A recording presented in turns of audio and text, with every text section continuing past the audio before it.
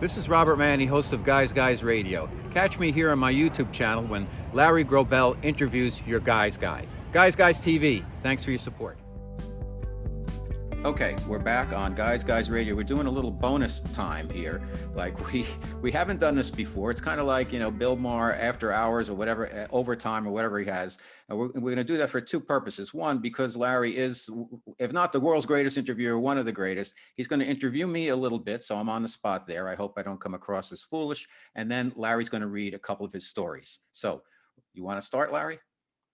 All right. Well, there was just a few questions I have for you, and one of them is just basically how did Guy come about? How did you come up with the idea of Guy? Okay. Well, I was in Bloomingdale's one day back in New York City, and I was in the wardrobe department for men. I had to buy a suit, and I was in advertising, and I saw this woman.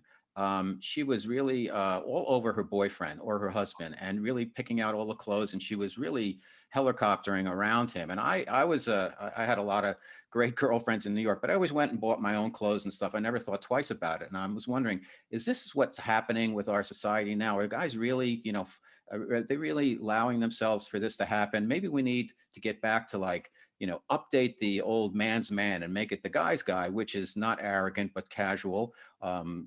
Emotionally intelligent, comfortable in his own skin, but a different type of guy today than was in the past, but framed in a good way, because I don't think a lot of people, a lot of women understood what guys are really all about. And I want to get that message out there from a male point of view in a way that shined a good light on men and the possibilities. So I came up with this title for a book, The Guy's Guide to Love. And it's a romantic comedy. Dan Wakefield has called it the male successor to Sex and the City. So I wrote this book about two guys in advertising competing for love, sex, and power in New York City. And people like it. Men like it because, hey, that's us. And women like it because, hey, this guy's writing about savvy women and flawed guys in a fun way. So it's a romp, but the book's about something. So I got that novel down. And then from there, the main character in the book, a guy by the name of Max Halliday, he writes a column about men for women. So I use that technique to get my points across. And so because he was doing that, I decided I'm going to start blogging like Max Halliday did in the book, and I'll start writing a blog. So I had my website, robertmanni.com, where I blog as the guy's guy. And I just kept going with him. I said, you know what? Nobody's doing this. And so then I trademarked it. And then I started Guys Radio. I figured I'll just run with it. And it started out, Larry, all about dating and relationships. And I realized, like, I'm married now. I grew out of it. I was single for 20 years in New York City. I've done it all. I've done it all in terms of dating and met an incredible amount of great women, traveled all around the world. I mean, I had a blast, and then I settled down, and I'm very happy that I waited. And I'm very happy in my life right now. I have a young son. I'm an older dad. He's going to turn 8. And the whole guy's guy thing seemed to pick up steam. And then the show opened up from just being about men and men's issues to being more inclusive of lots of stuff that is going on today, but through this lens of the guy's guy, which is, again, emotional intelligence, confident in your own skin, somebody that women like, somebody that men like, friendly, respectful, but today's man in a good, evolving way. And I think I am now a leader in that lane for the evolving man type of media. All right. The novel, A Guy's Guide to Love. The Guy's Guide to Love, yeah. Right. It deals with flawed men and savvy women, correct? Yes. Okay. Why wasn't it savvy men and flawed women? Well, because I think for a couple of reasons. One, men are flawed and men can get stuck, and they have to work. I wanted women to see that men, this wasn't going to be a power play. Like, here's the stud guy going out and picking up women. I want to show men's flaws and vulnerabilities.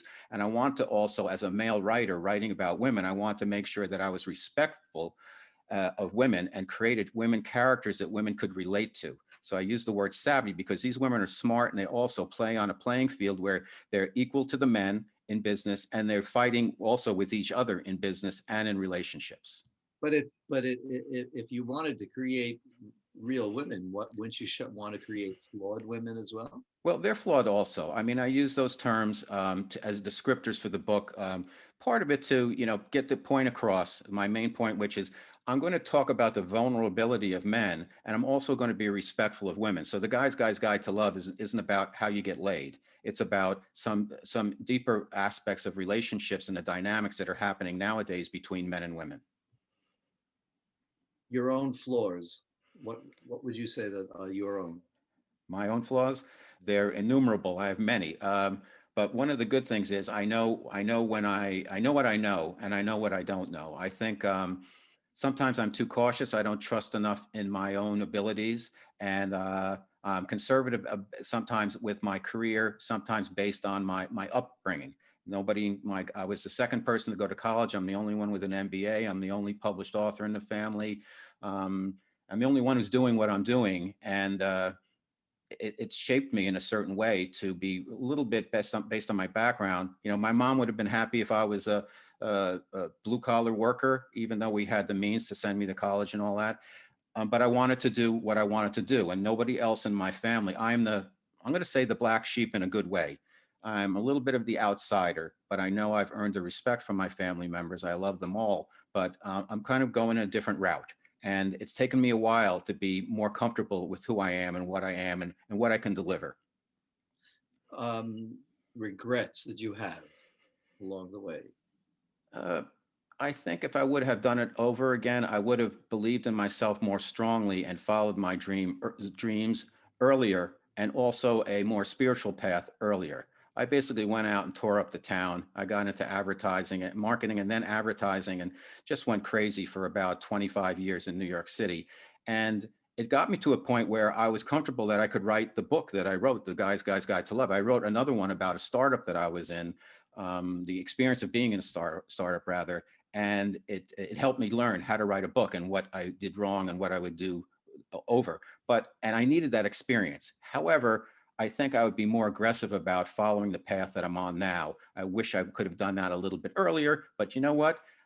Now that I know what I know, this is the perfect place to be. So I believe that there's a perfection in the imperfections of life. So when you say you went crazy, are you being is that hyperbole or is that Yes, yes. something? I didn't go insane or anything. I just had as much fun as you could possibly have in advertising in New York City for about 20 plus years. How did you relate to what was it, Mad Men?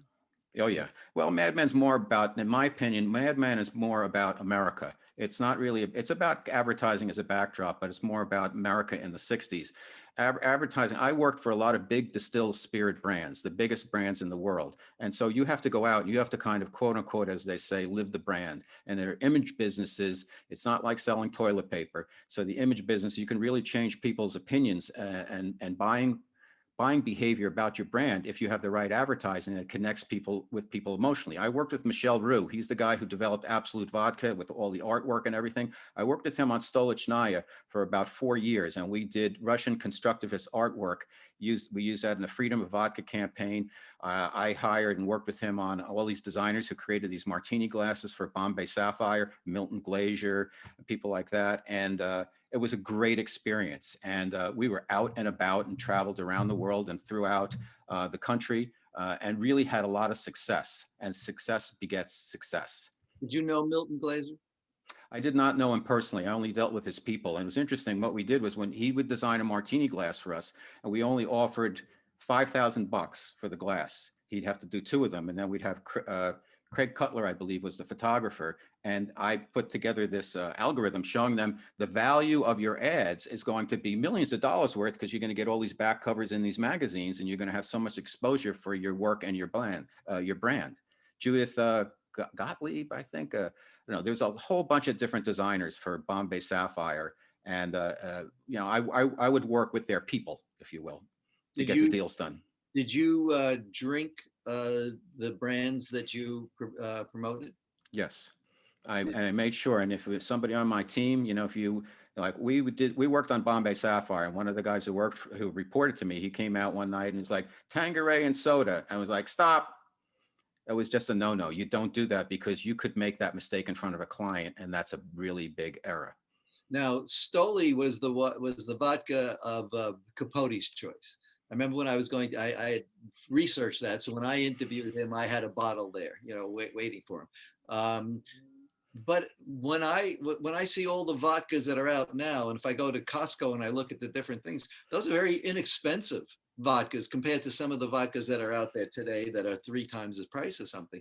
What do you know about vodka that makes one so much more expensive than another? Let's say. Well, a lot of it is image. I will admit that, but there are filtration systems where the really good ones are really good, and the cheap ones are not, they're not going to be as filtered, and you probably get a bit of a hangover. And the big move in vodka was when flavors came along. So Absolute Citron came out with the Cosmopolitans, and they had a kind of a cranberry version. And when Michel Roux came over to work on Stoli, because they took after he built Absolute, they took it away from him. And so he came over and got Stoli, and we launched Stoli Orange, and then we did 6 flavors, and we made the trade by you have to buy all 6, and then we figured out which one was going to sell. But the difference between vodka is either filtration system, if it's made from wheat, potato, or something else, you can make it from grapes, and then the image. And people are willing to pay for it's a badge category. Like they'll pay more. It's like it's a polo shirt. You know, if you got the Ralph Lauren logo on it, you're going to pay more. It makes people feel better about it. And that's what's interesting about the distilled spirits business. In many ways, it's a badge industry. People get a thrill saying Absolute and whatever. Well, now not anymore, but they did then. So, what is your drink of choice now? I don't drink. I At all? stopped. I stopped. It's interesting. I gave it all for these brands, but 6 months ago, I had an emergency appendectomy. I had to go to the hospital, and they took it out, and they found that it had died. My appendix had died, and because I was so healthy, I was able to live with a dead blocked appendix in me. And then they finally had to take it out, and they got it out right in time, and it saved my life because it was close because it was not a healthy appendix in there. And a voice came to me when I was writhing in pain on the floor, and my life force actually started to leave my body. And it said to me, I pulled it back in. I pulled myself back into my body, and it said to me, had a knowing. I didn't hear a voice, but a knowing said, "Don't drink alcohol," and I stopped. That happened to Montel Williams, where he was he saw himself on the outside. He was in Mhm. the hospital, and it was a I full. wasn't quite out. I was leaving though. And I knew I was leaving. And that if I didn't do something and make some fast decisions as to what to do, like get to the hospital now, that it would be over. So I pulled myself back in. I told my wife, we got to go. And then that knowing came over me, said, no more alcohol. And I stopped. Now, I don't have a problem with it. It's like anything else. I stopped eating meat 12 years ago. People want to eat meat, bacon is candy, whatever. Do your thing. But I have to make these decisions on my own. And one thing I found that being kind of guy's guy and kind of hoping to be an evolving brand is that over time, men can get stuck. And that's why I say flawed men. One of the flaws of men is they get stuck and it's hard for them to change. And I think it's necessary that we have to change over time because I know so many boomer guys, they're doing things exactly the same way they did when they got out of college. It's they're eating beef, they're drinking brown goods, they have a lot of stress, they're measuring themselves, their success based on their paycheck and their title. It's all understandable, but at a certain point that's going to all end, and then your health can go downhill really fast unless you start to take on different protocols in terms of how to take care of yourself and how to value yourself and how to see yourself and how to know how to serve. So when you've given up meat, that is all meat. Does that include chicken and All meat. I do eat fish though occasionally. That's I gave next though. yeah, I gave up red meat back when I was in right after I finished with Brando. So in 1978. So I haven't had red meat. But I eat chicken because gotta eat something my wife can make. Sure. um, Well, it's interesting. My wife was vegetarian, is a vegetarian. She eats some fish now too because she's just being nice to me. But when I went out with her the first time, I went out and we went to this outdoor cafe on 72nd Street in New York City, out by off of Central Park, and I forget the name slips my mind on 79th Street, I think maybe it is. And anyway, so she sat down and she was so pretty, and she's sitting in front of me, and she ordered a portobello mushroom, and I was just about to order my usual cheeseburger. Uh, and I said to myself, no, don't eat a bloody cheeseburger in front of this woman. And I stopped, and I haven't eaten beef since. I have a story like that with Brando. He gave me a ham and cheese sandwich the first day I arrived. in my hut. I'm in this hut. He had just carried my bag. I'm in Tahiti, and I have never eaten ham in my life. Number one, I've never eaten meat and cheese together. Number two, and there they were together, my nightmare sandwich. And he had somebody bring it. We're sitting in this little two next to each other, and I'm going, I don't know what to do. And so I just left it. And then he said, "You're not eating your sandwich." And I thought I was in. I said, "This is not a good way to start." So I tried. I took a bite, could not swallow it. I could not swallow this. And I ended up with the napkin. I turned my head, I spit it into the napkin. I just, that was, and after that, I said, you know what? If I say I don't eat meat, this will never happen again. So that's why, that's how that happened. Drug of choice. You don't drink anymore. Do you take pills? Do you do Xanax? Do you do whatever, I take no meds. I do a lot of supplementation. I do meditation, qigong. I'm a Reiki master teacher. I'm an advanced clinical master hypnotist. So I do a lot of work on myself. If a Saturday night and we're home alone, I'm in California, I'm with my wife, a gummy's not a bad idea.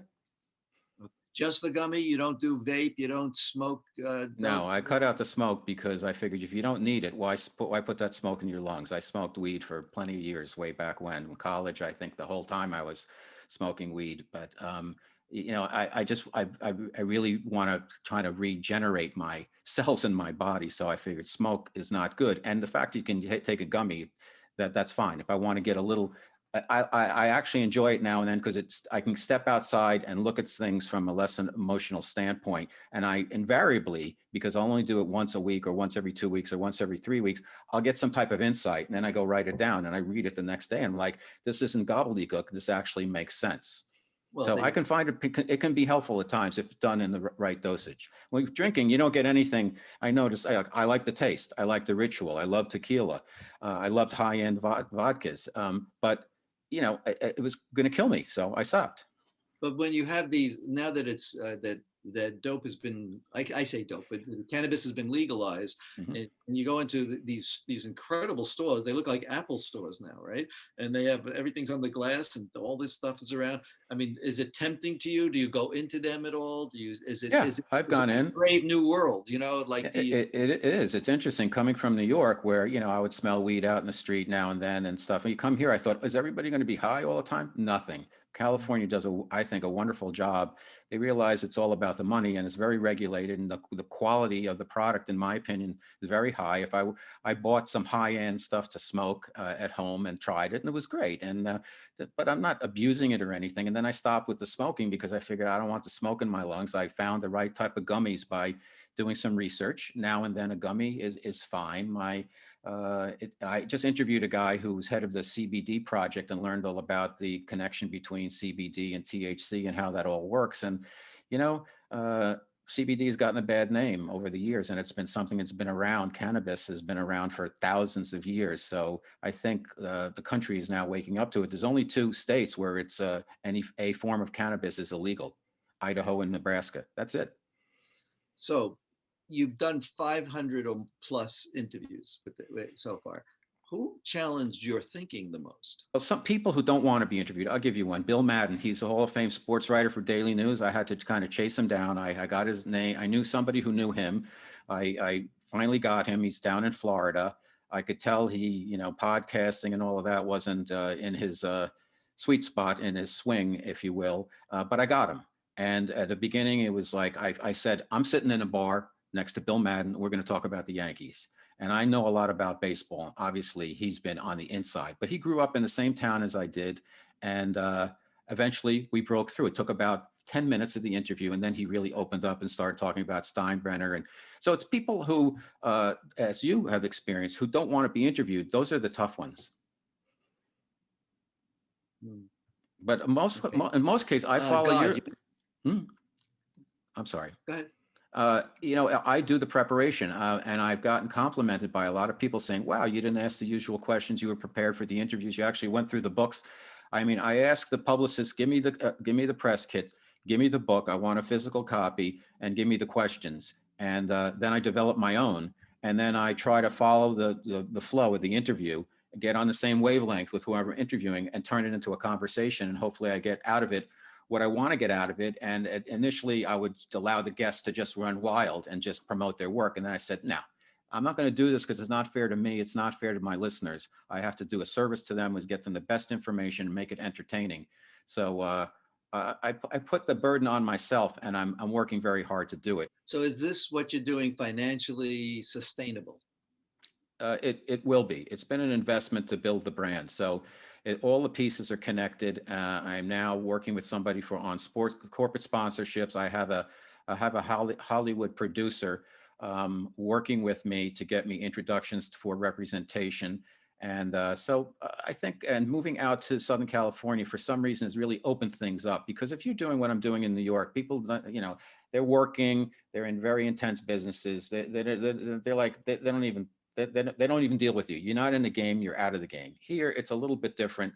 I'm not in LA proper, and it's allowed me to kind of open up and really do my work and attract the type of guests I need to attract. And, I've had some Hollywood people on the show. I had Eric Roberts, I had Vinny Pastore from The Sopranos. So things are opening up, and I'm getting, the Hall of Fame sports writers. I'm getting some musicians now. And I think what I've earned, Larry, is credibility. I don't have the money yet, but I think I'm getting more and more credibility because I care about what I'm doing. I'm a curious person. I do my best to prepare myself, and I want to deliver a quality product for the audience.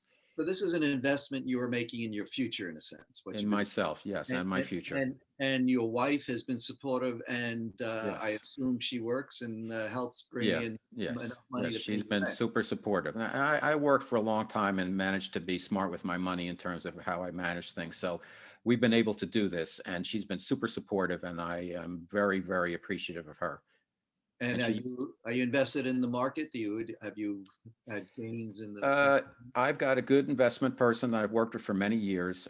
He's one of the top at one of the top firms, and somehow I got networked to him, and I stuck with him. Well, I'm the type of guy, when I make a partnership, whether it's my tax guy, my dentist, or my financial advisor, if they do a good job, I let them do their thing. I noticed when I went into advertising, I went from the marketing side to the advertising side, which is going against the grain, but I'm kind of that type of person. So my buddy said he was working at a big agency, Young and Rubicam. So I said, what do I need to know, as a client about working with agencies? And he said, let the agency do the advertising. And then when I moved over, I realized that, he was right, but that wasn't how it worked. You talked to the guy who wrote Conversation with God. I have that book somewhere here.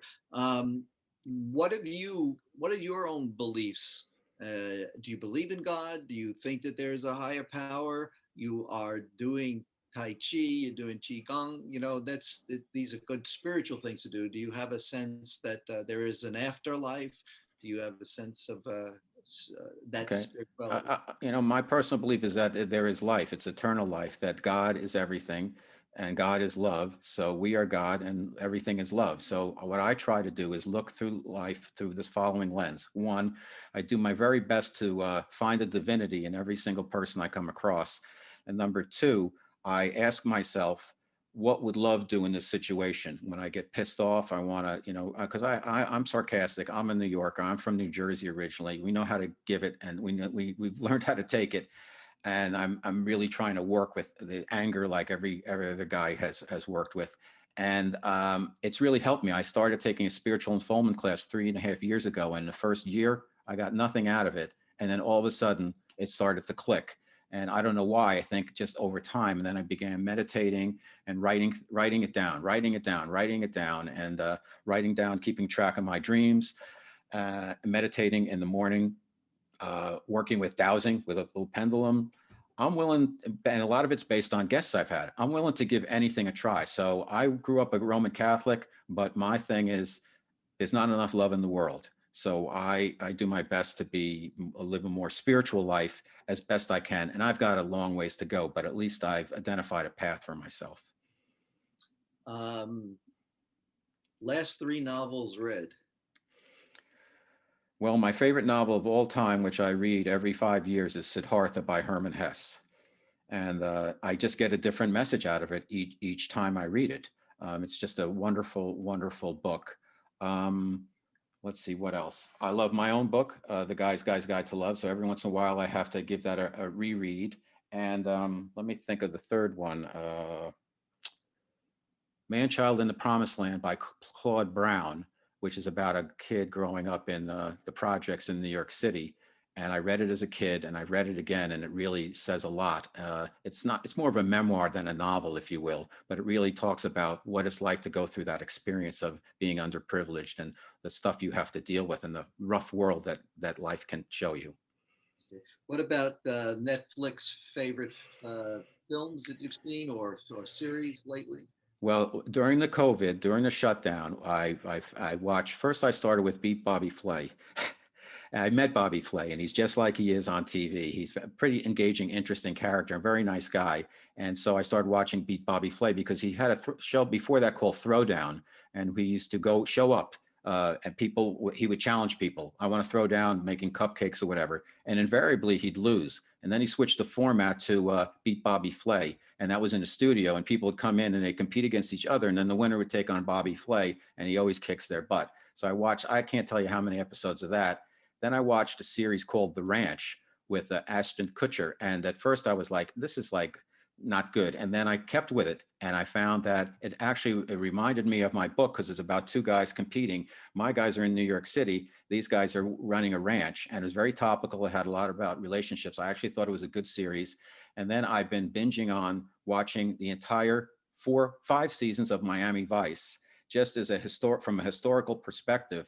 And it was really an important show. I mean, it ran the gamut of jumping the shark like any other show, but it really captured Miami in the 80s in a really fun way. And it was they used music a different way. They used art direction a different way. Michael Mann is a genius, and you could tell when he kind of backed away from the show how the storytelling and everything kind of went down the drain. So I watched those, and then the original Star Trek with William Shatner. I'm watching those with my son now and my wife. The three of us watch. How We old's do. your son? He's going to turn 8. We do a movie night every Friday night, and we try to find different types of movies that he would vibe with. So the other day, last week, we watched The Great Race with Tony Curtis and Jack Lemmon. A very well made movie, and a lot of circumstance, a lot of funny stuff, and pie fights and things like that. And yet it's about something. So that was fun. So we try to do it as a family. What are you afraid of, Robert? That's a great question. What am I afraid of? I'm afraid, I think, of not trusting myself enough, and doubting myself when I shouldn't doubt myself, because I think the time really, it's all about right now.